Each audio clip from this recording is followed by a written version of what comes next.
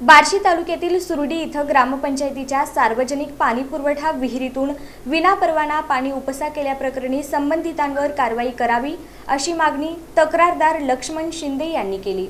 बार्शी तालुक्यातील सुरडी इथं ग्रामपंचायतीच्या सार्वजनिक पाणी पुरवठा विहिरीतून विनापरवाना पाणी उपसा केल्याप्रकरणी संबंधितांवर कारवाई करावी अशी मागणी तक्रारदार लक्ष्मण शिंदे यांनी पत्रकार परिषदेत केली। सुरडी या गावातील अधिकारी, कर्मचारी आणि प्रशासकांसह संबंधित शेतकऱ्यांनी संगनमत करून गावातील नागरिकांना पिण्याच्या पाण्यापासून वंचित ठेवला असल्याचा आरोप करत या प्रशासकांसह संबंधितांवर फौजदारी कारवाई करावी। तक्रारदारांची विहीर प्रत्येक वेळी अधिग्रहित केली जाते, मात्र शेजारील विहीर अधिग्रहित केली जात नाही। या प्रकरणी पंचनामा करण्यात यावा, सर्व नागरिकांची सोय करण्यात यावी अशी मागणीही लक्ष्मण शिंदे यांनी केली। माझं नाव लक्ष्मण विठ्ठल शिंदे, राणा सुरडी, तालुका बार्शी, जिल्हा सोलापूर। मी सुरडी येथील रहिवासी आहे। मग आजचा विषय हा असा आहे की जे आमच्या गावातील सुरडी गावातील जो पाणी पुरवठा विहीर आहे, सार्वजनिक विहीर आहे, त्या संदर्भात आहे।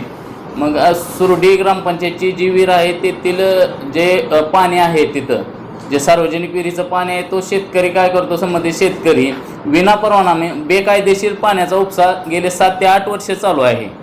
परंतु हे ज्यावेळेस 7 ते 8 वर्ष चालू आहे, नंतर काय केलं, माझ्या जेव्हा निदर्शनास आलं त्यावेळेस मी संबंधित जे आहे ग्रामपंचायत व कर्मचारी आहेत त्यांना मी वेळोवेळी काय केलं, त्यांच्या कानावरती घातलं।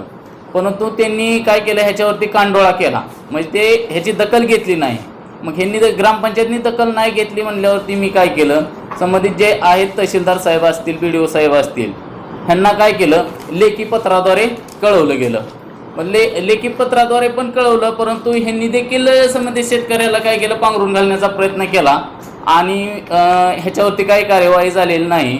आणि विषय काय आहे की गेले 7 ते 8 वर्ष झालं उपसा चालू आहे, परंतु तेथेच माझी विहीर आहे आणि संबंधित शेतकऱ्याची पण विहीर आहे।